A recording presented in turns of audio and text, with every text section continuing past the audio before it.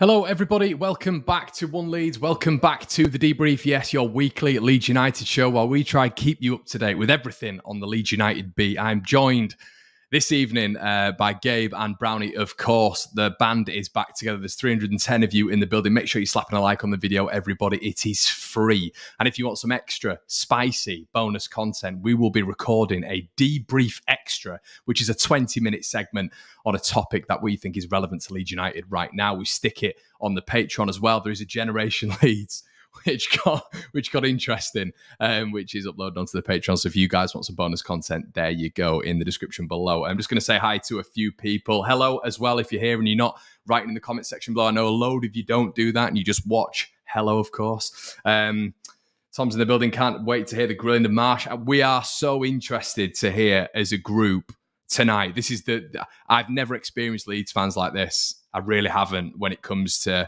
a manager. So it's going to be fascinating to hear your guys' thoughts tonight. Make sure you spam in the comments with your thoughts. We'll try to read out as many as possible. This is off the back of Leeds United, obviously drawing yesterday to Cardiff City. And obviously we are going to be announcing the signing. It looks like soon, according to Florian Pettenberg of Ruta from Hoffenheim, which is exciting news, I guess. 30 to 40 million quid. So yeah, lots to discuss, I think, tonight. Yes, Derek, I'm all right, mate. Not too bad. Thank you very much. And let's get into it, shall we? Okay, Gabe and Brownie are in the building. Fellas, how are we doing? I'll come to the man who's ventured all the way back from Cardiff as of about an hour ago, according to him. How you doing, mate? All right? How was Cardiff in the rain? Awful. I think it was. Yeah. I think I'd have turned it off if I'd have been at home, let alone being in Cardiff. Awful from start to getting home, really. I mean, I don't know if anybody in the comments were. What really topped off my day was getting out of the ground, and there was just a line of police forcing Leeds fans in one direction, and you had to walk for about 2.5 miles before you were allowed to go in. My car was 0.2 miles past the police cordon, and I had to walk 50 minutes around Cardiff to get back to the car. So that pretty much summed up the day, to be honest. Yeah. Shocker. Gabe, as for the game, I'm sure we'll get into it. Brownie, before we get into it, should we ask Gabe how he's doing? Brownie, you should take a page out of Jesse Marsch's book and just go direct to the car. That's where the car is. Just go direct down the middle. What are you doing? Going around? Let's go directly. You can't play wide. You can't go wide around. You have to go straight down the middle, man. Yeah, you must not understand the instructions. I think I'm like the rest of the team then, not understanding the instructions. That's what it looks like. Oh, good Lord. Oh, God. No, I've had a stress headache since yesterday from watching that. In fairness to Marsch, he actually said in his post-match, didn't he, that he's not even sure if the players are understanding what he said, which I thought, I mean, I nearly crashed the car when I was driving it back and I heard him say that. I mean, he's an honest guy. I give him that. Is he? Do you think he always tells the truth? No, I'm gonna derail us already. I'm doing fine, Connor. I'm doing good. Yeah, it's a lovely day in northern New England today. Balmy, 15 degrees. Sounds good, mate. It's ice cold here and miserable and raining as always. So yeah, but can't wait for it. That's why you're always chipper and happy, mate. Whereas us English are just down in the dumps with Leeds, down in the dumps with the weather. But anyway, let's get on with it, fellas. I mean, we'll start. I mean, I've not done a review after yesterday's game. I just thought to myself, if I get on a review now. And people always want you to come on and be honest and transparent. But I thought, I'm really angry right now. I'm really, really angry. And I thought if I go on, I'm going to say a lot of things that I don't mean. So normally what I do is just voice it in the group chat, which doesn't need to be aired. But can I just disclaimer something really quick, Connor? So when I'm laughing, this is the way I process emotion, right? So I'm not laughing at our situation. I don't want anybody to accuse me of not taking this seriously. It's bothering me. Let's put it that way. So if you see me laughing like the Joker, that's why. Just before we get into the game and everything, and I noticed you mentioned the Rutter deal looking to be done. Yeah. I mean, like everyone, you go and look at him and you watch his clips and everything. Every single one of his clips is him coming out from the wide line, coming inside, and I'm thinking, where's he going to play under Mr. Narrow? What's he going to do with him? Like, Yeah, it's interesting that, I mean, there's a few people on Twitter who, I won't call them out on here, but massively respect when it comes to tactics and stuff. You guys who are on Twitter, you all know who they are. And they're talking about the profile of Ruter, and they're saying he's an exceptional player, exceptional talent. But where does he fit? Maybe it's best to start on him. Obviously, Leeds are in the news. Signing Hoffenheim centre forward. 40 million, 30 to 40 million. Apparently, 20 years of age. I think he's had 11 appearances last year. I think two goals and 2 assists. I might have got that wrong. You guys in the chat will back me up on that and give me an accurate representation. But yeah, I can't profess to know a lot about him. I'll have to be honest with you. I couldn't believe the fee. We've spoken about that. Me and Gabe have spoken about that. Brownie, we'll get you to chime in on that. Obviously, listen, guys, we're not coming on here to be negative. We're not coming on here to be cynical and down in the dumps and everything like that. I look at our situation at the minute and I think it's not that pretty. It's not that healthy. And I do think, there is just basic profiles that we can go out there and nick. And I just wonder exactly what Brownie said. Is he the right profile for Leeds United for that sort of value? I don't know. Maybe it'll turn out to be a great signing. Who knows? But it's an interesting one. There's obviously an element of like the Rafinha deal, like a sell. They're looking at bringing in a player to then sell on. Yeah. That potential there. We're paying for potential as well, aren't we? But right now, listen, I'm not saying don't sign him, but right now, is it potential that we need? I'm getting a little bit sick of signing 20-year-olds, if I'm being totally honest. Yeah. I want to, and listen, strikers don't come easy, but we'll get into the players that played yesterday. The more and more I see Gelhardt, I'm having a massive question mark above him. I really am. He needs a loan move. He needs something, because I saw a comment, I think it was Tom, who said we've probably got the right players but playing the wrong system. And I'd have to agree. The squad we've got this season in depth is very good for me. I mean, we'll get into some comments comparing it to last year, but the squad depth in comparison to last year, it isn't even comparable to me. It really isn't. The squad depth is so much better for me, in my opinion. We'll touch on some of the games last year. When you're looking at some of the benches last year, it looked like when you put the national lottery on and you're picking all the numbers on the heart, that's what the bench looked last year. It was like 47, 48, 50. Whereas I don't think Marsch has got that this year. I think he's got real quality that he can turn around and bring on. I mean, I thought Nonto yesterday was exceptional. I really did. And I feel like he was better in the second half when he was getting the ball wide and coming in. And this Rutter that we mentioned looks very similar. He doesn't look like a target man down the middle, number 9, which I think this team's crying out for. And we've said that for about 4 years. But here we are still asking the same question. It's a lot of money. I'm not going to argue about. But he's not going to take Rodrigo out, is he? He's not going to take Rodrigo out. So there's either going to be a change in system, or I don't know. Does Ruter, does he go out wide? I don't really know. Connor, where's the money coming from to sign this kid? Like, here's my big question about this, right?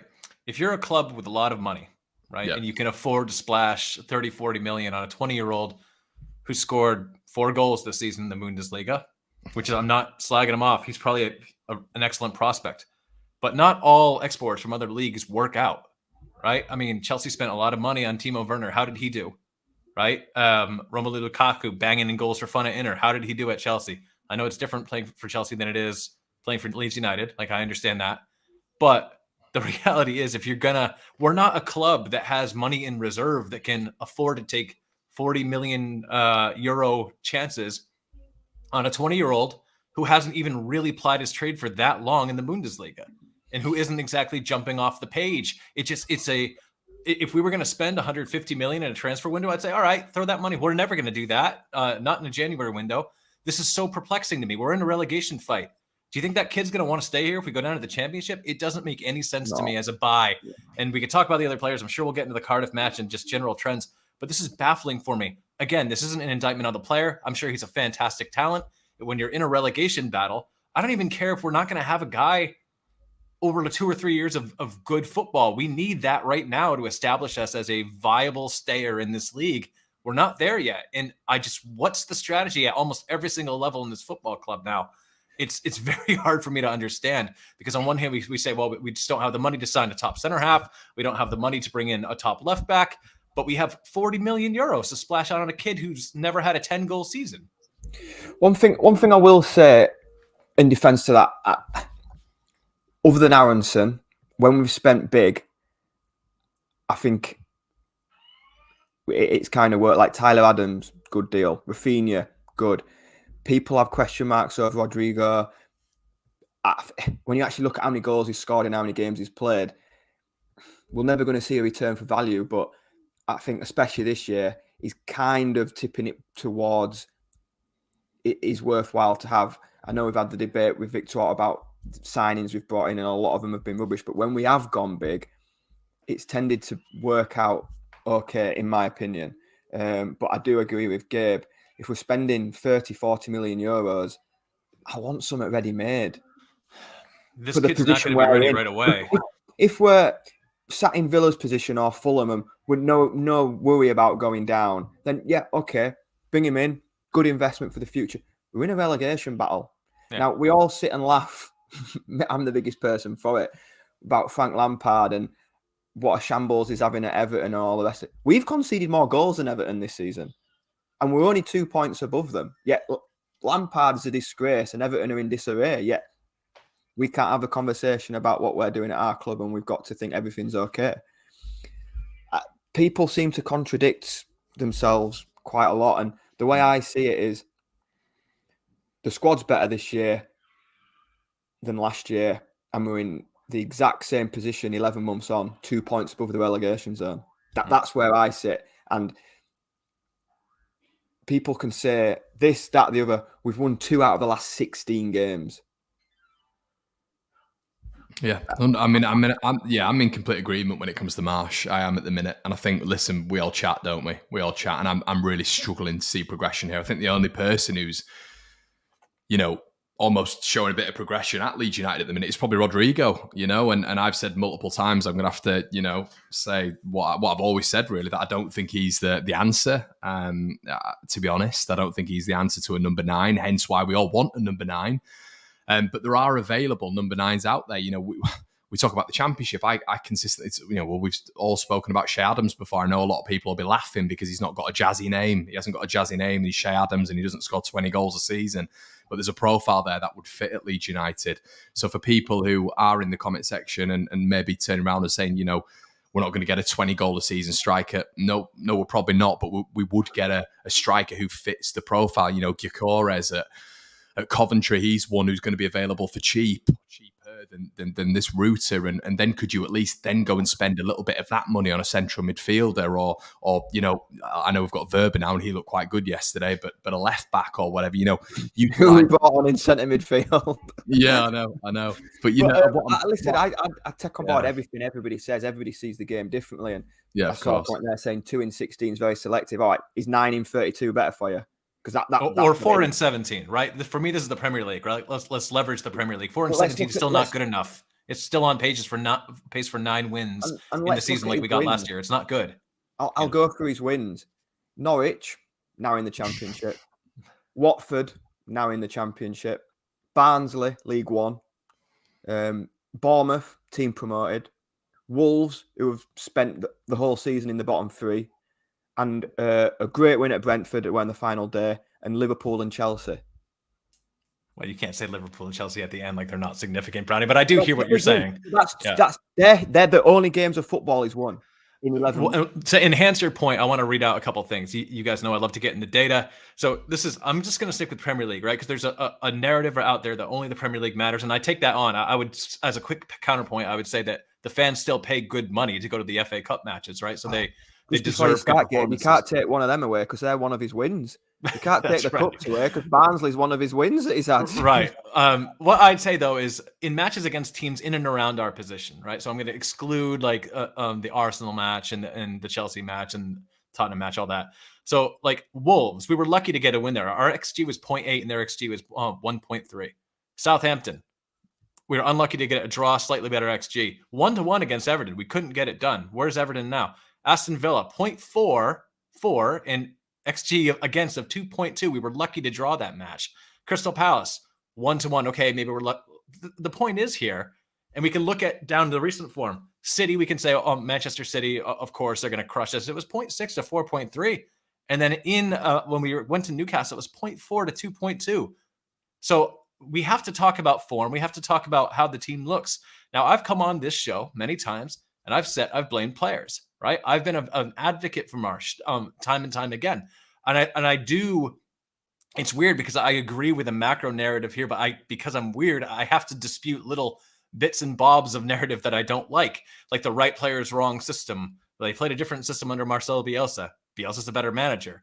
So the players have to be blamed as well. I do think some players have come forward, like Somerville has played better and looks a better player under Marsch. But the reality is, I don't think anybody can look at this team, look at how we played against teams we should win, and we have to say the wins against some of these top 4 or usually top 4 teams have to be lucky, right? So when we look at our results now, where are they kind of come from? For me, if we don't come out and beat Aston Villa, Marsch has to be gone.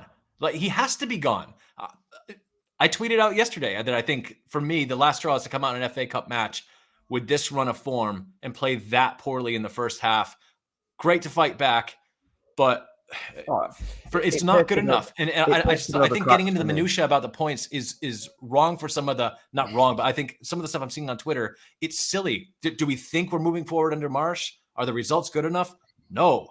Then let's not advocate for here's my question. This is a genuine question that I asked my dad on Generation Leeds on the Patreon. I said to him, where is our next win coming from? Honestly, where do you feel confident we're going to get the win? And this is exactly what I was saying on the preview of the Cardiff City, the preview for Cardiff City. And we've spoken about this, lads, off air, haven't we? The 2 comments that were the most liked, which is absolutely fine. Football subjective, of course.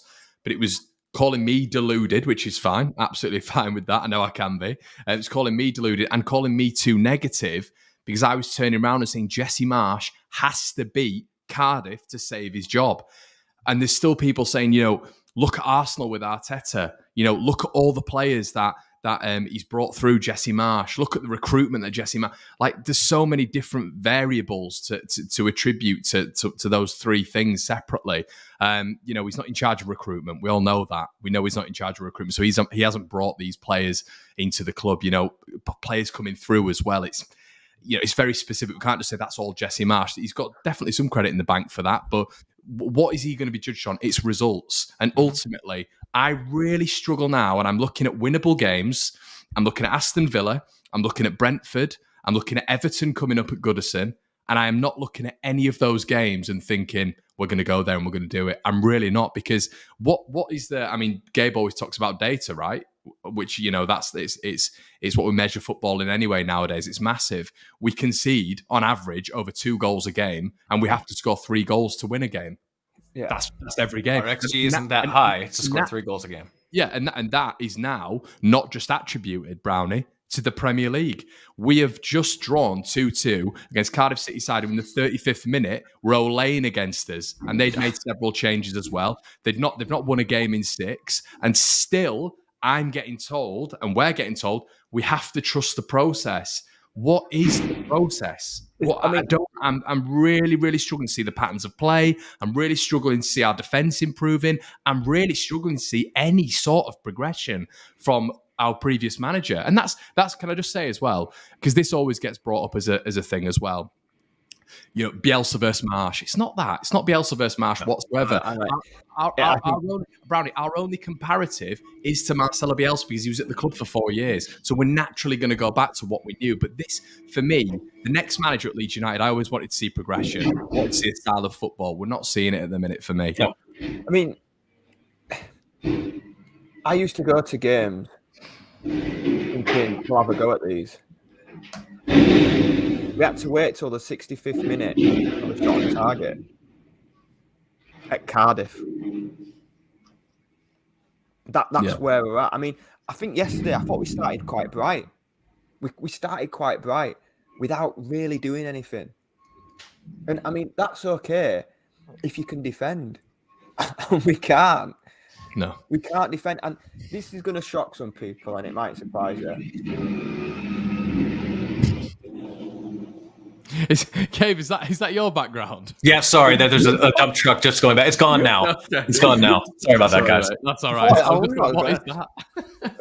So yeah, there was about the defending, but when you're actually at the game, I'm going to stick up for the defenders a little bit, because when they've got the ball and they're looking for, we were behind the goal yesterday, facing the way the defenders were facing. When they've actually got the ball, there is absolutely nothing to give it to. There's nobody out wide. There's no target man to hit. And it's just like, just bodies in the middle of the pitch, and it's just that cluster. Static as well, Barney. They're not moving either. And I'm sort of wondering, is this by design? I've seen other Marsch teams move, right? Like I've watched a lot of them. But here's the point I'm going to make about Gabe, just before you do, this, mate, just this will add to your point, and I want you to follow on from this. These single game ultimatum on Marsch's job are nonsense. We're 14th place with one game in hand and not even at mid-season yet. What makes one game more important? Still 21 to play. Chill out. I think if there weren't warning signs right now, then I think as a fan base, it'd be slightly worrying. You've got Everton, who are 2 points below us. They're all in panic stations right now. And it's not a single game ultimatum, is it? In my opinion. Because we're talking about, we've just been speaking about Marsch's entire time in charge. We've been speaking about 4 wins in 17. We've been speaking about, 2 wins in 15, 16. That's not a single game ultimatum. The reason we're talking like we are talking now is because we've just been to Cardiff City and we're outplayed for 45 minutes with the strongest team that we could put out on the day. That's not good. That these are warning signs. Sorry, Gabe. Sorry, Gabe. What were you saying, mate? The game in hand at Man United will be a nailed on 3 points, so we'll be up to 12. But this is what I mean. There has to be context applied to that. There has to be. It can't just be. And this is the problem. I think we're 14th. It's like, well, we are 14th, but we're also 2 points off the relegation zone. There are teams below us in better form than us. Over the last 10 games, we're 18th in the form table. It's not looking great right now, and things have to change. Gabe, sorry, mate. What were you saying? No, it's all right. No, it's a good point. I want to address one comment here, because some people are sort of doing this kind of whataboutism. The results last season that resulted in Bielsa's sack were not good. Nobody on this channel is coming on happy about how the team is playing. In the same way that those who have supported Marsch have asked people to get over Marcelo Bielsa, which is a bit... I find it so insulting. It is insulting. But in the same way, if they're going to say that, then we have to then say, right, we have to evaluate the results we're being given now. Now, I understand the point about where we're sitting on the table, but look at the fixture list and when we play certain teams.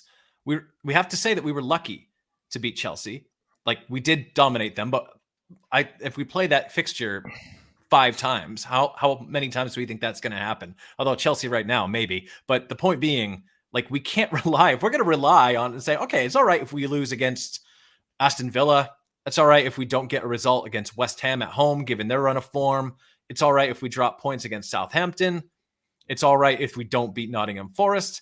Then we're essentially saying, hey, we're going to have to beat Liverpool again, Chelsea again, find a way to beat Tottenham, find a way to beat Arsenal. That's not going to happen. It's not. So we have to look at when we play folks, my God, how American, when we play teams and contextually evaluate the team. And I understand the point of, well, let's not look at just one match, but it's not just one match. And we are seeing patterns of poor play, no matter who's in the match. So, like, I think the argument can be made and has been made. Some of these players get rotated. We're using the FA Cup at rest. The players don't seem to understand what's being asked of them. And I said this in our chat the other day, guys. Teams reflect their managers one way or another. Because we're talking about Bielsa, we'll have to do it. When it worked, it was glorious, right? Beautiful, gorgeous football that Leeds hadn't seen before. A little bit stubborn, couldn't adapt, and when it wasn't working, the players were letting him down. He suffered the consequences. Marsch's teams look chaotic, high energy, lots of earnest effort, and that's great. That's like a positive to take. But a negative to take is they can't seem to defend. They can't seem to protect the lead. And sometimes there's a lack of understanding as to what the players are supposed to be doing. That is a manager's problem. And people, I've said this, individual errors. We talked about individual errors. It's not just simple players anymore. It's not just Llorente. It's not just Liam Cooper. Now it's Pascal. Now it's Rasmus. Now it's Brendan Aronson. I'm waiting for Tyler Adams to do something horrible, because then it will prove that maybe this is a systemic problem that has to do with management. And again, I'm somebody who's defended Marsch. This has nothing to do with English cynicism or whatever I'm seeing in the comments.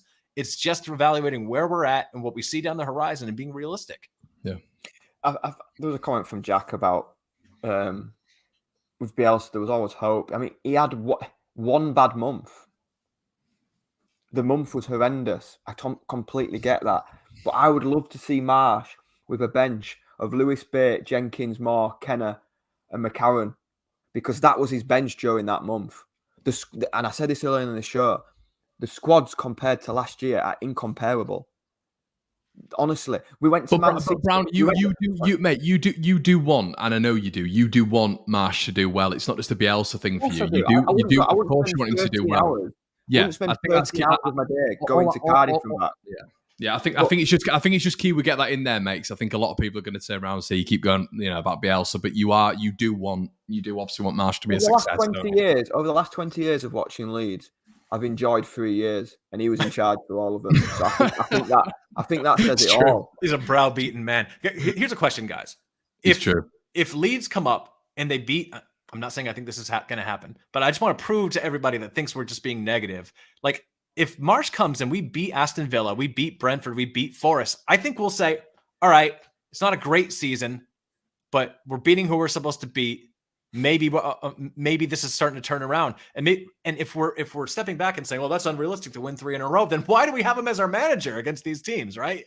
So, guys, would you say that your minds can't be made up? If he wins those 3 fixtures in a row, are you okay? I'll be absolutely buzzing. Yeah. Absolutely buzzing with it. I'm going to Villa on Friday night. I'd love us to go there and win. Of course I would. But I mean, I saw a comment on one of your videos, Connor, about the bad month. I mean, I've seen 11 bad months, to be honest, since he's gone. There's no plan. We're devoid of ideas.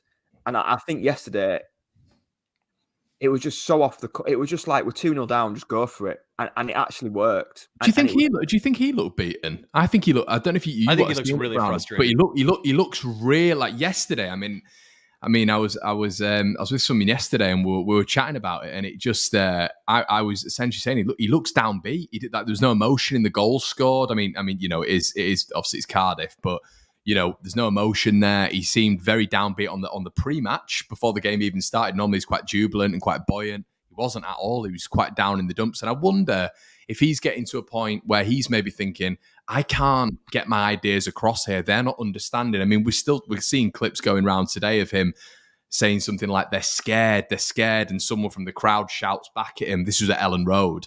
If anybody's, people won't have seen that, but people are shouting back at him. Well, this is your job. Your job is to make them not scared. And this was his whole mantra at the start, wasn't it? It was to lessen the pressure on the players. And it seems like we're almost back in that mold again, where the weight of the world is on our shoulders every time we're pressed, every time we go forward and we lose the ball. I'm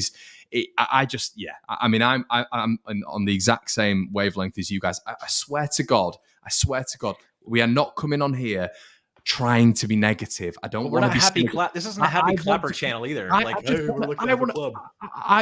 to come on here. Me and Brownie, Gabe, when you weren't part of the channel, me and Brownie come on here every single week. Yeah, when we got stuffed by Man U, that did made in under Bielsa. But when we were doing well, you come on here and you want to talk about your club. We love Leeds United. You don't want them to fail. Why the hell would I run a fan channel if I wanted Leeds to fail? What mindset is that? We want Leeds to be successful. That's why this hurts, what's going on right now, because we're seeing no progression. We're seeing Leeds United in another relegation battle, which we were promised wasn't going to happen. And the spin doctors at the club were continuously telling us we're going to improve situations. Our defense is going to be better. Jesse's coming, it's going to sort X, Y, and Z. We've hurt. And I think as a fan base, guys, this is what I'll say. I think everybody is just frustrated. And we're tired of it now. It's been 18 months of just crap. And it's just, we need something. I think we need just something lifted off us really right now. We had a bang in August. Sorry, Clay once again, I'll get your comment in service crew as well. How is 14th not progression? But what do you mean? How's 14th not progression? We're in the exact same position. We're still 2 points off the relegation zone. The form isn't good right now. We're not even beating the teams around. I'm gonna go at that. I'm going to go at this. And I don't care who it offends, who it upsets. I'm not bothered. Careful.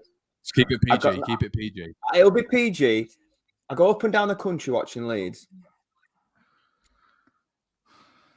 I want Leeds to win, right? Yeah. It was a miracle that we were 2 points above the relegation zone when Bielsa left last year. An absolute miracle. I keep seeing, like I was just about to say, the comment you had on about we were getting thrashed or winning 7-0. The Man City put 4 past Real Madrid. We went to the Etihad that night and I was there. It could have been 15. We had a midfield 2 of Dallas and Forshaw. We had Tyler Roberts in the 10. We had Jamie Shackleton right back. It's a miracle it was only 7, to be honest. The squad is 100%, in fact, 1,000% better this year. Bielsa was having to turn around last season and look at Noah Kenner. Archie Gray, who was 15.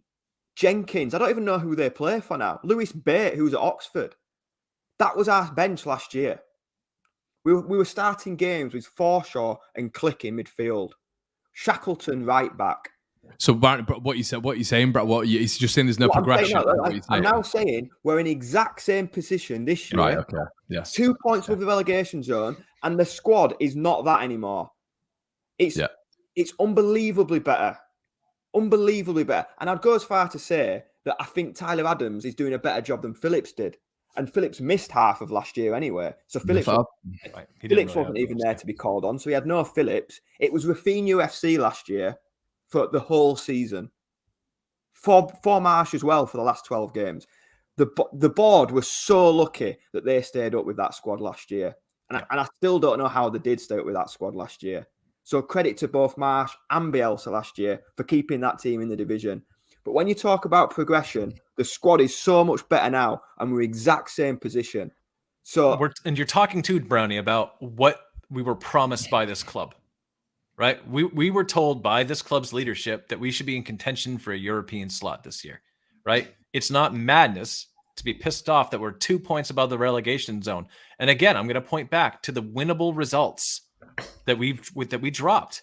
And again, I defended Jesse Marsch for quite a bit of time. I felt there's too many individual errors, and I still feel that way. But at some point, if it seems, and I think Marsch's frustration says it all here, because he clearly, this idea that he, I don't think anyone says he doesn't care, but this idea that he's just some sort of clown cheerleader, he obviously doesn't understand what's not coming across from his communication to the players. But that's your job as a manager. It's not just to have these great ideas. Marcelo Bielsa doesn't even speak English, and nobody was offside in terms of what he wanted them to do, right? So, and think about the other things that have dropped off. In the first 3 matches of the season, we were talking about how great the set piece play was. What's happened to that? We were talking about how good we were in transitional moments. What's happened to that? These are concepts that are drilled every single day, and if you're not seeing them on the pitch, it's because either we can accept that, which I don't accept, and I think it's ridiculous to think this way.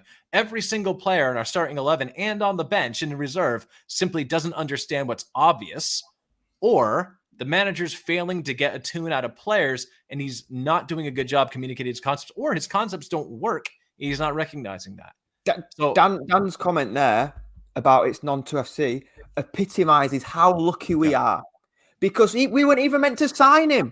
We only signed him because Bamba Diang's plane turned around on deadline day. We were told he wasn't ready. Yet now he's our best player. That just epitomizes how lucky we are as a club. Yeah. It was by the sheer fact that Bamba Diang thought, nah, I'll turn my plane around, and we stumbled into winning on deadline day. And he was by far our best player yesterday. So we're lucky we even have him on the field. He is, though. He's by far, like, this is what I said. And people just, it's fine, whatever. It's subjective, isn't it? But it was almost like he can't be one of the best players. He's only 18. He is already. He's already one of the best. I mean, yesterday, he is just, he almost seems a level above. Colin's in the building saying here, hi lads, hope you're all well. Do they sell hot dogs in Boreham Wood? Can me and Brownie come on for the last 10 minutes? Not good times, but the joys of being a Leeds fan. Yeah, Colin's always in the building giving us some support. Thanks for the donation, mate. Really appreciate that. Cloud Dizzle said, this is making me angrier. Do you know what it is? Sorry, Cloud.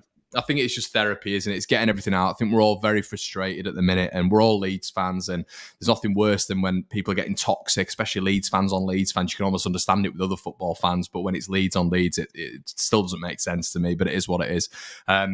But I think, we'll just get into a few comments. Carl's in the building, says, still baffles me. We finished 9th in our first season and haven't gone on to, this is a really good point, and haven't gone on to improve there. We have gone backwards and stayed backwards to the lack of depth, and this squad is terrible also. There were people genuinely saying, I thought we were going to go backwards, and I'm probably castigated as the more cynical one of the content creators, which, okay, I'll take that burden, whatever. But I was almost saying that we'll finish 11th, 12th after the season. We finished 9th, and people couldn't believe I was saying that, 11th, 12th. And then I said, maybe we'll progress up then again. I did not see what has come right now. I knew there'd be an end to Marcelo Bielsa, but I thought it'd be a smoother transition. I cannot believe how badly managed this has been from a business perspective. Carl's spot on that. I said it on the last show. I came out of Bournemouth away last year thinking, bloody hell, we got away with it this year. We can't let this happen again. We have to go out and get what we need because the squad is nowhere near good enough. And I believe we've gone out and brought in some good players. Yeah. And we're still in the same position. Yeah. That's where my frustration is. I'm going to games and we laugh and we joke. We used to tweet out videos of fast-flowing football, counter-attacks, goals. Last week, we were celebrating time wasting at Newcastle. Oh, no. That's what we were tweeting out. I honestly, I'm perplexed. But it's Brownie. I'll even amplify that for you, right? The club are tweeting out about Tyler Adams kicking the ball at another ball or whatever, and we're celebrating that when we somehow got away with that. Great point, fantastic from Leeds, fair play. We got a point, fantastic point on the board, but I really didn't understand why the club was sort of glorifying just a bit of shithousery, whatever. Then you play West Ham at home, and Willie Gnonto scores a fantastic goal, but it becomes a massive PR thing after the game. On social media, you're celebrating Willie's goal, which is great, of course it is. But this is a West Ham team who are in dire straits, and we couldn't even get that one over the line. But that's fine, no problem, absolutely no problem. Then we go to Cardiff, and it's great. I'm 100% behind the backing of young players, of course, but there's a whole thing today all around Sonny Perkins and him getting the draw, and I'm all about that, of course I am. It's fantastic that he's got his first goal. It's fantastic that Gnonto's developing, but we shouldn't be celebrating these moments. We're Premier League Leeds United. We shouldn't be going to Cardiff City and getting a draw. It should be a win. It should be an emphatic But what is the win. club supposed to do? I understand the journalism around the club, fair enough, but the club itself, they're not going to write a piece that asks for more out of their players. The whole job is to, No, my point is, I get your macro point though. Is, Gabe, my point is, Gabe, it's almost glorifying aspects that really shouldn't be glorified. It shows that we're skint for things to glorify right now. Yeah, and that's literally it. It's almost like the expectation is so far down at the minute that, and I know what Brownie's saying, it's almost an additional point. We were celebrating free-flowing, beautiful football. Of course, that did change towards the end. We have to contextualize that. However, now I'll tell you what it is. It's just scraping at the barrel. That's how it feels at the minute. It really does when it comes to good Leeds moments. And yesterday, we haven't really even touched on the game as a whole. Like I said at the start, I did think we started well. And if you go in at half-time, 0-0, you've got good players coming in the second half, game plan, perfect. We can't defend. I thought Pascal Strike was even worse than Levente yesterday. He was. Has him been playing left back for the whole season, hampered him playing centre half? I don't know, but it looked like he had his boots on the wrong feet, and he'd walked to Cardiff. That's how bad his first half was. Our best defender yesterday was Junior Firpo, which saying that out loud, I need sectioning, but here we are. But we should be saying that. We should say that because he was, and you were still seeing him getting absolutely battered online. Junior Firpo was good yesterday. He was. Yeah, we're going to criticize him fairly for poor performances, and he had a very poor first half. Let's be honest. He came back and played really well in the second half, and we have to there's no agenda here. We want our side to win. Sam yesterday, he was, and Sam, who was better, mate? Who was better yesterday? It was pretty bad. Rasmus is way off it, isn't he? At the minute, he's way off it. What I was going to say for that game, the second half, we had 20 shots in the second half alone. It was rampant, and it was just getting the ball out wide and getting balls into the box, overlaps. That left-hand side with Nonto and Firpo, and WHU was coming out there a bit, who I thought was impressive when he came on. Yeah, it was good. It was good. It wasn't Jesse Miles' style, but it was working. So that goes full circle back to the start of the show when we said we have got good players. Maybe we're just playing in a wrong system. We've got Somerville, Nonto, who, if you asked them, would like to hug the touchline and get at players. Jack Harrison wasn't even on the pitch, obviously failed a fitness test. He's a player that wants to hug the touchline. When did we last see him hugging the touchline and getting round players? When did we last see an overlap? Do you know what I mean? And there's players in the team to do that. Yeah. Yeah. I want to answer a question. Somebody asked me in the chat, what's changed my mind from blaming the players to blaming the manager? It's because we're seeing the players across the squad commit errors and play poorly. It's almost impossible. I mean, you really have to be into your calculus and run some algorithms to show me how players can collectively just dip form all of a sudden and have nothing fall on the manager. And I don't think, I think most fair-minded people think there's mutual culpability here, right? It doesn't go from one extreme to the other. It's all the players, then it's all the manager. But at this point, I mean, Brendan Aronson has had, I think the narrative on him is a little bit weird right now too. I mean, first half of the season, only has the one goal off a dogged piece of defending. But I mean, in terms of the chances he was creating, was really good.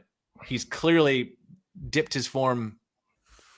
It's gone downhill in the past 3-4 matches. And I don't think it's unfair to say that. And I think to Brownie's point, whereas I would probably contest top to bottom what really improves the squad, but he's right. He's right when he says that if we don't think that there's a manager out there that could get, especially once we have Sinistera back, a better tune out of some of these players, it's one of these things where, for me, I don't think Marsch has done as good a job as he needs to. I have pointed to the Liverpool match because that's a historic win for the club. We can't ignore the good things that we've gotten. At the same time, we also can't breeze past. Look at Southampton, how woeful they are. We drew them. Like, that's 3 points we left out there. And again, we were very good that day for about an hour, 65 minutes. We were about, and we just... Then Southampton should have won. Yeah, and this is what I mean. We're having to score. Yeah. Look at the Bournemouth game. We have to score 3 or 4 goals to win a game. It's not sustainable, is it? It's not sustainable. It's not. That's the right word, Connor. Over the course of a season, that is just not sustainable. And don't want to push you out the chat here, but I look at England and Southgate, and I always want to let him just take the handbrake off England. There's so many exciting players England have got, and it just feels like whenever England are playing, there's a handbrake on. And I feel like when you look at some of the Leeds players in isolation, there are some exciting players at that football club, some talented footballers, and it just doesn't feel like they're playing in the right places to express themselves for me. I thought yesterday, second half, was the first time, and I know it was Cardiff away, so you'd expect them to be dominant, but we dominated that second half by just going at them, and it shouldn't have to be leaving it till we're 2-0 down to do that. Like Bournemouth at home, 3-1 down before we actually go at them. Can we not just do that? I know we can't do that from minute one. But I think they look scared. And guys, it's not a charity either. Like, Connor, you're right. They do look scared. I think one thing, the baffling things about this football club, and I've seen it with players, I've seen it with management, other clubs are more cutthroat, right? Oh, and the reality is 2-16, 4-17, however you want to hash it out, it's not good enough. It's not. And we could say it's unfair. Yeah, I think life isn't unfair. Neither is the game of football. Yeah, it's unfair that we've had some individual errors. It's not great. It's also been fortuitous that some of the teams we played against have guys that can't hit the broadside of a barn. Thank you, overrated Jack Grealish. But that's the difference between losing 6-7-0. Would that have been enough for people to say, all right, it's time to go? At some point, we have to stop looking for excuses to keep somebody and look at what the data tells us and ask ourselves, is this good enough? If you think it's good enough, then fine. I disagree, but valid opinion. If you don't think it's good enough, then you ask yourself, well, can we sack every player? No. Can we sack the board? Probably not. Is that going to make a difference in the January transfer window? Probably not. If Marsch doesn't win against Aston Villa, answer this in the chat. If we don't win that match and then we don't win against Brentford, do you have any confidence that we can beat the other teams necessary to stay above the relegation zone? I say no. This is it, Gabe. It's like, where's the tipping point? Yeah. Where are people going to turn around? You know, where are some folk who actually want, who are believing in the process, whatever that is? I'm really, really trying to see a process and plans and strategy and all this sort of stuff. But when is that turning point for people who are marching and believing in that? That's where I'm curious, because how far does this need to get? And I honestly don't think the club will sack him this season. Whatever comes, I don't think they will. I think they're too invested in him. I think even if we were to go down, they'd stick with Marsch. I think they made that abundantly clear last season, to be honest. Do you really think so? 100%. Yeah, I think the job was different last season. I think the job was different last season. Gabe, they almost kept ref. Do you not remember when they asked him in his first interview? This, essentially, would you stay with Leeds? It was his first ever presser. Would you stay with Leeds no matter what? I think it was one of the nationals asking him. He went, yes, whatever happens, there is an agreement with me and Victor that we're going to be working together. Whatever happens. Yeah, but they've worked together now. Is the point? I think that you have 12 matches last season. You can say, and the board can say, and Victor can say, well, that's not enough time. We've had enough time. But it's your point. It's your point, though, isn't it? It's all about the ruthlessness. Yeah. Would Leeds do that? I don't know if we're an Aston Villa. We play Friday night, don't we? We play Friday night, and I don't know how many weekends we can keep saying this. It is not inconceivable that we end the weekend in the bottom three. At what point do people wake up and think, I think that's going to be it, Brownie. I think people, and you've seen it with some of the comments when they keep saying we're 14th. I genuinely believe when we start hitting the 17th, 18th, like it did last season, when you hit the 17th and the 18th, that's when people start going, oh no. And they start seeing the games coming up. They start seeing that we're playing Man United next, stuff like that. That's what it is. And this is why these next 3 or 4 games for him, they're massive. And they should be massive for him. I think that Cardiff City game should have been massive for him. And for that first half performance, was it that Cardiff City are olaying after 35 minutes. They've not scored a goal in 4 games.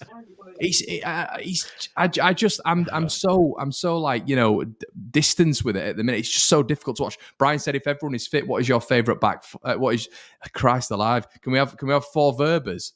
But let me make this quick point, Connor. Look at what we're doing, and we'll have Melee in there. We've seen 25 minutes of a guy against Cardiff, and we're so desperate for a positive that we're ready to say he's not. And it's not even a logic, but that's where we're at. There's no logic behind it whatsoever. We can't step back from that and say, "Oh, things are all right. We're in 14th." And this is why it's a must-win. Mathematically, is Aston Villa a must-win? No, mathematically, it's not. In terms of actual evidence that we're going to be able to stay in the top flight, I've seen people say on Twitter, "I would rather see us go down such and such." I don't understand that. We'd lose 40 to 50 million pounds, or actually 60 million pounds in TV revenue. It would be disastrous for this club to go down. And I think the board has to know that. The people don't think you say that. They don't think. There is no thought process. There's no logical thought process. I'd be happy for Leeds to go down because essentially they think we're going to spring back up. And how did that go last time? So yeah, let's not be going down that road again. I don't want to go down that road. Who's available though, Connor? That's another thing. Like who would you bring in today? If Jesse Marsch, if we lose the Villa game, who would you bring in? Maybe this is what's factoring in. Well, maybe it is, Gabe. But then I look at the people who are paid a lot of money to make these decisions, and it's almost like if you come on here and you don't suggest a manager, and you don't suggest a manager that is a good manager, and that maybe the collective agrees with, then you can't say that you don't think that Jesse Marsch should be the manager. Rod Rosani liked to a tweet praising Sheffield United's manager the other day. Oh, well, Heckingbottom, isn't it? Yeah. God. Yeah. So if everyone is fit, who's your back foot on Brian? So for me, here we are in 2022, but I'm still playing Ayling because I've tried with Christensen, but should we talk about him for a little bit? Yeah, I think he needs to be spoken about for a bit, doesn't he? I think that's it's not worked out so far, has it? I don't think. He looked shocking yesterday, Connor. But this ties into Gabe's point of why he switched from the players to the manager. He starts for Denmark. He pocketed Kylian Mbappe in the qualifiers to the World Cup. If I'm being devil's advocate, though, could you say that he's surrounded by better players at Denmark? I mean, we're a Premier League club. We're a Premier League club with very good footballers. I mean, we had players ourselves in the World Cup. A great example of Christensen's state right now is there's a point in the first half yesterday where he had the ball and he was wide. He had the ball taken off him after he lost it without much pressure, got the ball back, had it taken off him, got the ball back, and kicked the ball out for a goal kick. I was always, and you guys all know, because I've been very much not on the slant of Luke Ayling being at the club anymore. I'll be honest with you. I mean, I'd be happy. I'd almost be happy with us elevating and getting maybe 2 right backs in or whatever. I know that's not going to happen, but I was saying that ages ago, so I can't go back on that now. However, what I will say is I was wrong, because I'm now looking at Rasmus Christensen, and I would prefer Luke Ayling in there. But that doesn't mean for me that Luke Ayling should be in this Leeds United side. It doesn't. It just means that the recruitment has just been poor. I think I might play Cody Drama on the right. Honestly, yeah. I mean, Brian, that Martinelli thing that's been in your head. I'm not seeing it yet, to be honest. I mean, yesterday he came on, put in some good tackle. He had a great chance to slide Rodrigo through late on. Bad pass. The ball came out for him to cross. Didn't beat the first man. I'm not saying he's a bad player. He's young. We can't just keep playing young players. We need some form of leadership. And I think the West Ham game, I mean, I know Click's gone now. And Connor, you'll probably laugh. And we'd have probably laughed last year. He was probably our best player when he came on against West Ham. He started making his play. And I felt a bit like that with Ayling. And that's why I said it's not 2018 anymore. Here we are in 2023, and I'm still thinking Luke Ayling right back. Exactly. And we're still thinking, Click's coming on and making, a difference. We're still waiting for Bamford. Still fans saying that we're nothing without. When Bamford comes back, it's going to be great. It's just the club is just like that. And how do you expect to increase and get better if you're not investing properly right in the structure? We have spent a lot of money at the top end of the pitch. If you think about it, it's just something that's popped into my head. When you look over the last few years, we spent a lot of money at the top end of the pitch, but at the back, there's a kind of a ceiling. It's like 15 million max. There's been nobody above that sort of threshold in a defensive area. Well, Brownie, we're Gabe's mentioned it several times as well when we've spoken about the attack and where we are in terms of like metrics. We're very good going forward. We're actually quite potent, in attack. I mean, we're literally, and you can't even say this. I was about to say we're a striker away from having, you can't complain across the front. And that's a generic complaint from every Leeds fan. We need another attacker. I'm the same thing, because I still don't think Rodrigo's the answer. Don't come at me, but that's what I feel at the minute. However, you look at Rodrigo's performances now, and you can't really say take him out. So going forward, there's no problem with it really right now. But it's the thing again, isn't it? You bang on, Brownie, and you were talking earlier, and you were saying we've got so. And I was gonna question you on it, and I forgot. But you were saying we've got so many talented players, and I was about to say to you, but what end of the pitch is that? Because it certainly ain't at the back. You take Pascal and Meslier out of that. There's none. Yeah, I think the backbone's no better. What baffles me, and this is what I mean about running the club almost like a weird sort of family. They gave Diego Llorente a new contract for the way he's played, and maybe they're just of the opinion, well, we're not going to have Marsch. He'll be better under a different manager. But I don't understand this. And if I were Jesse Marsch, I would have said at the end of last season, right, we can invest going forward, but I need a new backbone. I know Liam Cooper's our captain. I need a better center half. I know Robin Koch played midfield last season, didn't he? So, I mean, we need 2 center halves. Well, I would love to pay. I'll go back to that original question, and this will sum up where we are as a backbone game. My back four would be Ayling, Cooper, Koch, and Struijk. Struijk's not a left back, and I've still got Liam Cooper and Ayling in there. Right. that just sums up the how much we are lacking at the back. We're in 2023. Yeah, and and maybe you could make, if you wanted to make a point in favor of Jesse Marsch, which all three of us, neither of us are doing right now. But if you wanted to do, you could make that point and say, well, it's still the same back four. It's just, and this is what I don't understand about this player. Gail, thanks for the comment. I don't understand 40 million euros. I mean, can you just imagine if we had a right center half worth 40 million euros playing in this team? Yeah. We'd be exponentially better at the back. And this you'd almost rather. Yeah. I mean, I'm not saying this is a thing, but if you were to go out and spend 20 million on two defenders, 20 million here, 20 million there, and there were two very competent defenders who came in, you'd probably prefer that right now with Rodrigo's form. But then we can't go back on that because you can't go back on that because we've, including myself, all been saying we need a striker. So it's a great point from Gabe about we can give Marsch a bit of leeway at the back because, I mean, you look at the defenders we've got to deal with this year, and last year we were having defences with, like I said, Shackleton and Ayling centre-back in the Premier League. Shackleton's struggling to get in the Millwall team. Yeah. And he was starting right back for us. Yeah. Brownie, you said this earlier this year. Sorry, Gabe, go on. No, Brownie said earlier this year, talking about when we conceded, right? That we concede at halftime, we concede after we score. I saw a metric the other day. We're worse than the Premier League in terms of after we've scored a goal when we concede. It's something happens this is something that is, if it's unique to Leeds United, then you have to ask yourself questions about the manager, right? And I know he's flabbergasted by it. He doesn't understand it either. That's the problem. And it's his job. We're not going to be able to armchair diagnose exactly why we have a penchant for conceding after we've scored a goal or after we come out at halftime.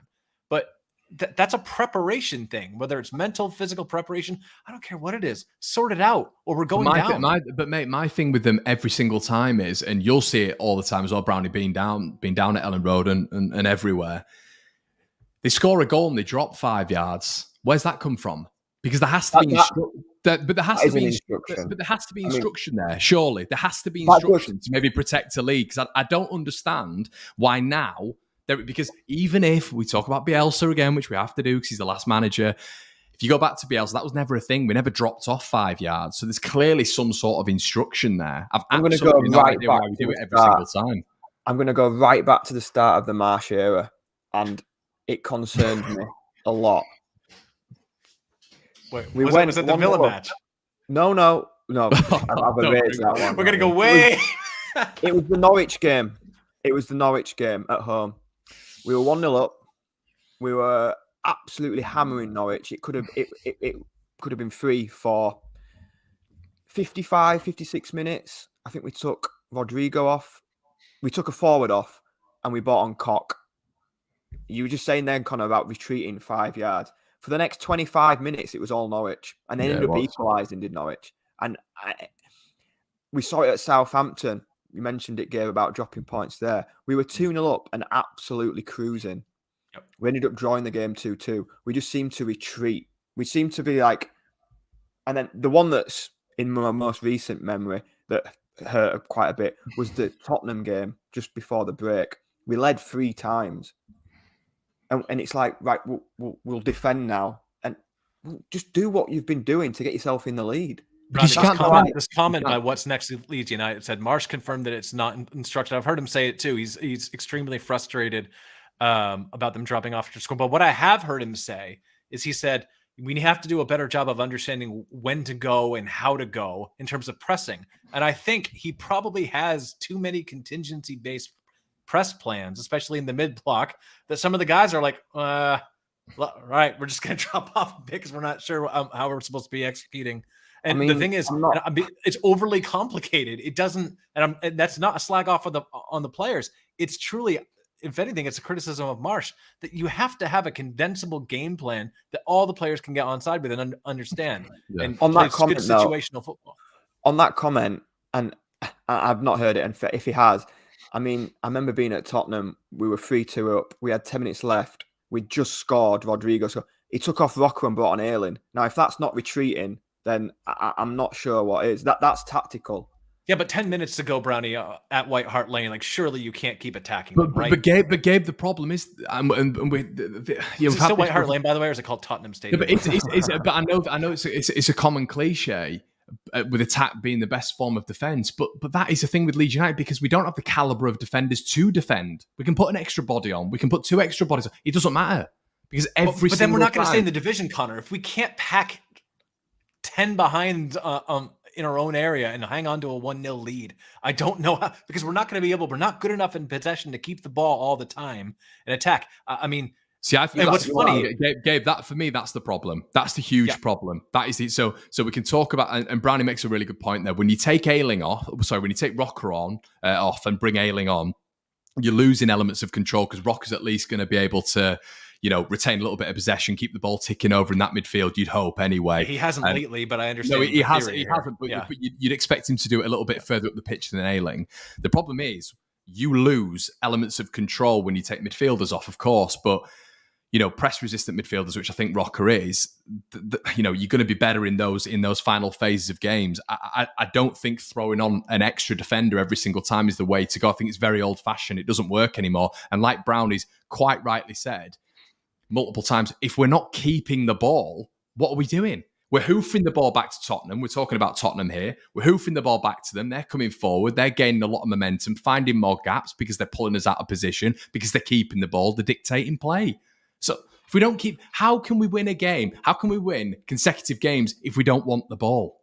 Oh, I'm sure. So I think I understand a little bit more about your criticism of possession play. I was perplexed the other day when you were talking about us not, like, I think there was a criticism you're talking about in possession. And I was looking at the stats. I'm like, we've almost got 70% of possession. What is he talking about? You're talking about quality of possession, what we're doing with the ball when we have it. And what's perplexing is, on one hand, I'm going to die on this hill tactically, that if you can't hold on to a 1-0 lead or a 1-goal lead for 10 minutes in the Premier League, then you don't belong to stay in the division. That's what I'd say. I do hear on that, Gabe. I do believe that you should be able to defend.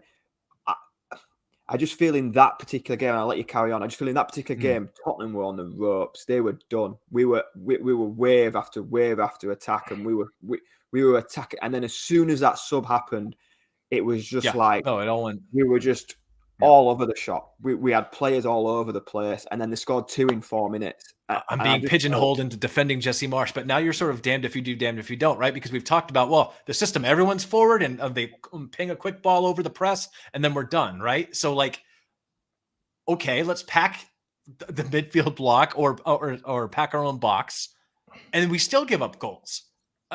So, like, and this is where, like, I know my focus has moved on to Jesse Marsch, because I do think the individual errors are systemic, and I stand by that. But there is mutual culpability here, because if you can't bring on an extra defender for 10 minutes, just bunker in and say, no, you're not going to do me. No, you're not getting by me. It's not happening. But what we see so often is these guys. Midfielder, though, would you take off your centre midfielder to do that, or would you take off one of your high wingers? If my central midfielder was gassed, I would take off the central midfielder. See, if I'm taking off, if that's my game plan, to just defend for 10 minutes. But you've seen how Greenwood, so yesterday, and I'm not trying to castigate Greenwood and say that, I mean, it's not his fault that we were but you saw how he played a ball in his own box, right, while I was defending, right? So I think that, like, there are no good solutions here, guys. We're rambling a bit now, aren't we? But yeah, it's frustration, isn't it? I think it really. Henry, I am about to start talking about living in the moment. I'll be Bearhalter. I'll talk about disorganizing the opponent. Yeah, I just think as Leeds fans, and like we said at the start, we all want Leeds to win, and it doesn't matter who's in charge. We want Leeds to win the game of football wherever they are. I just feel that the players we've got available to us now, we should not be in the same position as we were in last year. Yeah. And that's where I'm at. Yeah. We look worse than the 4-3-3, by the way. Their own opinion. everybody's entitled to that, of course. But I just feel the players to our disposal this season, in comparison to what the two managers had, I'll say two managers had last year, I feel we should be doing better. And to say that we're not in a relegation battle, there is only three teams. We're in a relegation. There's only 3 teams that have conceded more than us. That puts us in a relegation battle. If we lose to Villa and they don't sack Marsch, the only way we're staying up, the only way, is if Southampton, Wolves, Everton, and Bournemouth. For me, it's Southampton, Bournemouth, and one other. I agree. And we're in that conversation. I think it's Everton. I think Everton's going down. But, well, that'd be great. Yeah, that would be great. But yeah,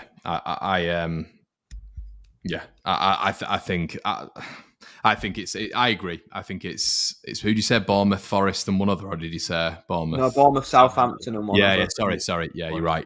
I mean, Southampton are going, aren't they? But yeah, 100%. I think it's us, Forest, or Everton for me. A lot of those teams will spend more money. And look, if we come out and we thrash Aston Villa away, we'll be in stitches coming on the show. You're not going to like it because I'm sure we'll get onto the Villa predictions. But I did predict a draw at Newcastle and a draw against West Ham, I believe. I said we'd go unbeaten. You said we would draw our way to safety. Draw our way to survival.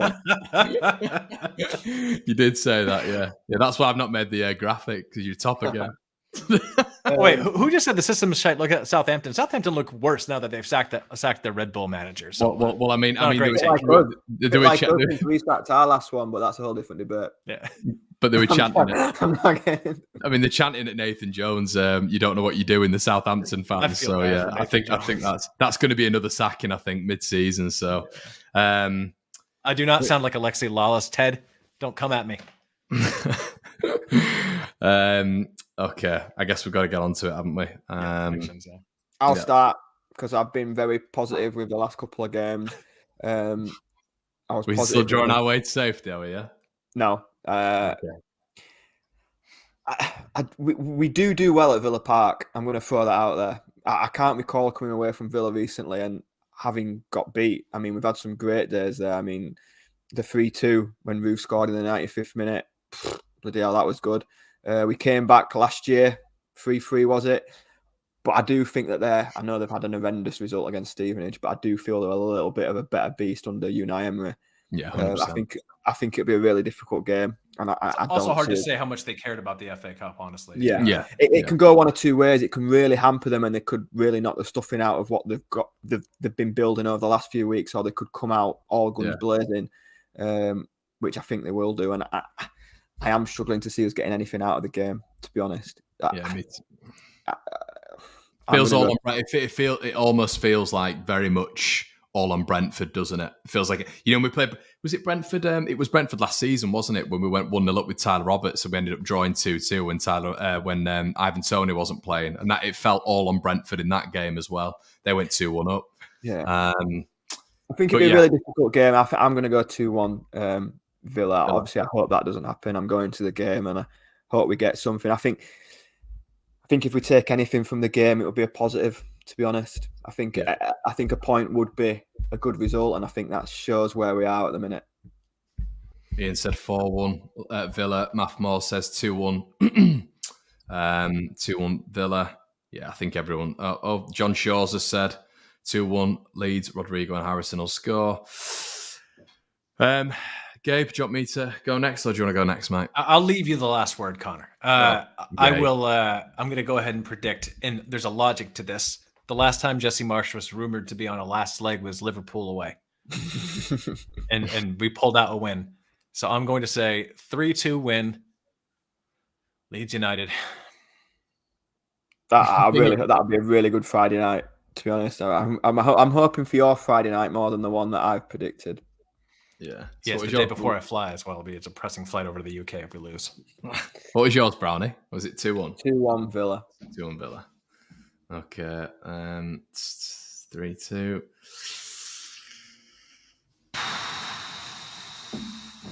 And I was close to saying 2-0, actually. I think it'll be a poor night, but Connor's going to shock you all and say 4-0 Leeds. Go on. Certainly in. Know me too well. Oh dear, nah. I want to. I really do, but I can't see how we defend. We're gonna have to score 3 goals. Yeah, that's literally it. You know, when you said 3-2, then I was like, if I was to predict a Leeds win, it'd have to be 3-2. There's a logic behind this very optimistic projection, but I will say, if I had money on the game, I probably would predict this. However, maybe I would, because it depends on how much money.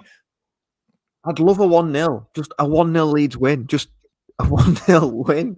Solid defensive performance, breakaway goal, but I honestly, I can't see it. It might change through the week, my opinion, but we seem to be out. I don't know if it was all precaution for the Cardiff game, but there was Meslier with a knock, Adams with a knock, Harrison with a knock, Sinisteri injured.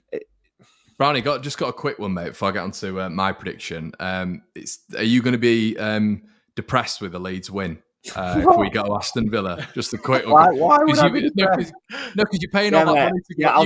I defended you last stream. Come on, man.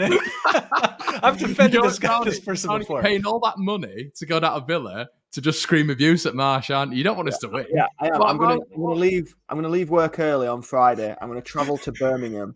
Yeah. I'm going to be cheering for Villa to win because I don't want... Quite expensive to get down there as well. Gabe's coming over as well. Gabe, you're coming over, aren't you? Paying quite a bit of money to get over, and you just can't wait to just sit there abusing Marsch. Yeah, I'm going to be at Ellen Road against Brentford. Just say Jesse Marsch. Yeah. What I will say on that, by the way, what I will say on that comment, I thought the fans yesterday were very kind to him.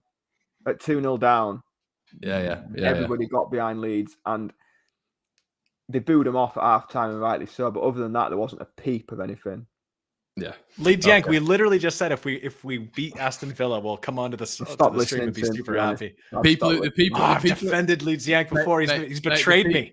The people who come on and say that we have the agendas are always the ones with the agendas. It's excellent irony. It's brilliant. Find me on Twitter, Leeds Yank. We can debate online. That's fine. Anyway, okay. So I will go. Unfortunately for this one, I'll tell you what. I think we'll get a couple of goals. So I'll go 8-2. No, I'm joking. I'll go 3-2 the other way. Unfortunately, Gabe, I'll go 3-2 Villa. Yeah, I just think I'll tell you what. There's one game that one man turns up for once a season for Aston Villa, and who is that? 'Cause he's awful. He's overpaid. He's awful. He's been at all these big clubs. It's Phil Coutinho. He loves playing Leeds, doesn't he? He's terrible. Is he gonna get in? He'll nutmeg Luke Ayling at some point. Yeah, guaranteed. He will. Guaranteed. But yeah, I mean, I'd love us to get something. And to be honest, I think this show has been positive to us because the last 11 months has been, well, I've not Brownie, come on. August was great. We were flying in August. Yeah. So was June and July when I didn't have to watch it. Guys, it's not being negative. If you don't laugh, you'll cry. You really, really will. If you think this show is bad, you should have been stood next to me yesterday at half time. Deary me. But everyone's the same. You listen to the podcast, you listen to other YouTube channels. Everyone's the same. Everyone's the same. So I don't know if you think we're all negative and miserable gits, create your own YouTube channel. It is free. Or listen to another show who are saying exactly the same thing about what we're watching. Everyone's saying the exact same, yeah. And the thing is, too, it's important to realize that we're not professional pundits here, right? So, it's not our job, and we don't work for the club. It's not our job to guss up the team. And in some ways, Connor said this already, it's sort of like group therapy, right? I mean, it's frustrating to be a Leeds United supporter, and it has been for a long time, sans the season we bumped out of the champion, or the last 2 seasons in the championship, and that first season under Bielsa in the Premier League. So, I mean, it's, that's 3 years and how many? I remember sitting in a pub. It's a good job. It's a good job there's a Sonny Perkins, because this show would have been a lot worse, I'm telling you that. Because I was out of the house for 13 hours. I got piss wet through. I had to walk 3.5 miles around Cardiff to get to my car. And I had to go to a different country. So if Sonny Perkins weren't alive, I tell you what, this show would have gone down. Different country. But Radrizzani did promise us European football, didn't he? Let's leave it on that. We got to. Is that it? Yeah. Maybe that's what he meant. Yeah. Cardiff. Brownie didn't make it in time for his beans on toast. wasn't a good day. Right, guys, we'll leave it there. Before everybody goes, I think there's about 91 likes. I know a few more of you have liked the video, and there's been 1,300 of you in the building. Thank you so much, everyone. As I say, this is group therapy. It's not, we're not here to be negative. We're not here to do all this sort of stuff and get you down. We try to have a little bit of a laugh on here as well. So I hope you've enjoyed it a little bit more. Go away, like the video. It's free to subscribe and like and comment. Keep commenting after the video's ended.